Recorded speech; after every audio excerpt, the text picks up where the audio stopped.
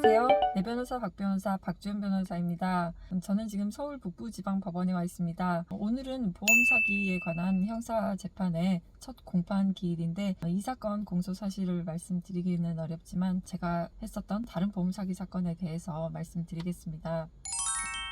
그 사건은 한 병원에서 보험금을 청구하는 환자들이 정말 많아서 보험회사에서 이상하게 생각을 하고 이것을 수사기관에 수사 의뢰를 했습니다. 입원의 필요성이 없는데도 환자들이 너무 장기간 입원을 하는 것 같다라는 것인데, 이렇게 수사 의뢰를 하면 경찰서에서는 건강보험심사평가원에 의뢰를 해서 이 사람에게 장기간 입원의 필요성이 있었는지, 며칠 동안 입원을 했는데 이만큼의 일수 동안 입원이 필요했는지에 대해서 감정을 해달라고 의뢰를 합니다. 그런데 이 건강보험심사평가원에서는 굉장히 엄격한 기준으로 그 일수를 판단하기 때문에 환자의 구체적이고 주관적인 상태에 대해서는 고려하지 않고 일반적인 일수만을 얘기를 해주거든요.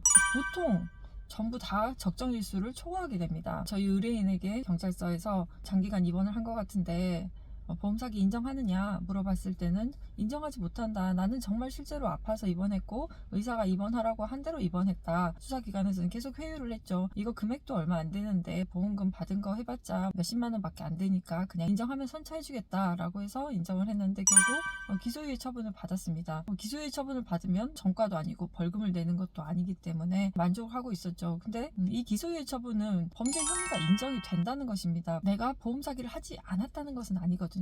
보험회사에서는 형사적으로는 처벌을 받지 않지만 민사적으로는 보험 사기를 통해서 보험금을 지급받은 것이기 때문에 보험금을 뱉어내라 라고 민사소송을 했던 것입니다. 제가 민사소송을 의뢰받아서 했던 것이고요. 그런데 이 보험회사 하나가 아니라 다른 보험회사들이 정말 많았거든요. 어떤 보험회사에서는 몇 억을 받기도 했습니다. 다른 보험회사도 이 보험회사가 소송을 하는 것을 보고 나도 그 의뢰인에게 보험금을 지급한 것이 있으니까 나도 소송을 해야겠다 라고 해서 보험회사가 5군데에서 6군데 부당이득 반환 청구가 들어왔던 겁니다. 저희는 민사소송에서 입원의 필요성이 있었다라는 것을 진료기록부 감정도 해서 밝혀내려고 했지만 결국 형사사건에서 이미 입원의 필요성이 없다라고 인정이 되어서 민사사건에서 이것을 뒤집기가 굉장히 어려웠습니다. 1심에서는 입원의 필요성이 있었다라고 해서 저희 의뢰인의 손을 들어줬지만 대법원까지 가서는 결국 지게 됐는데요. 그렇기 때문에 이 형사사건에서 인정된 그 범죄 사실이 민사사건에서 굉장히 큰 영향 주게 됩니다.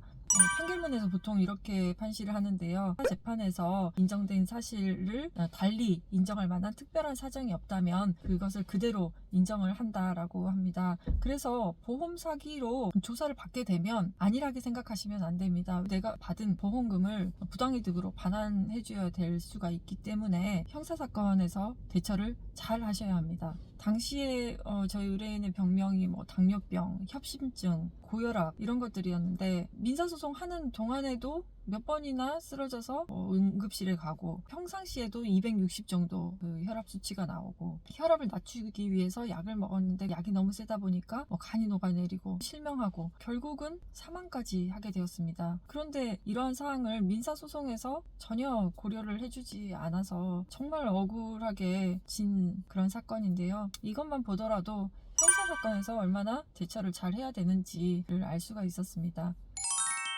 그래서 여러분도 혹시 보험 사기로 고소나 고발을 당하게 됐을 때에는 반드시 형사사건부터 잘 대처를 해서 민사적으로도 보험금을 반환해야 되는 그런 일이 없도록 해야 될 것 같습니다. 물론 보험 사기를 해서도 안 되겠죠. 그럼 저는 이만 재판 들어가 보겠습니다. 다음 영상에서 뵙겠습니다. 감사합니다.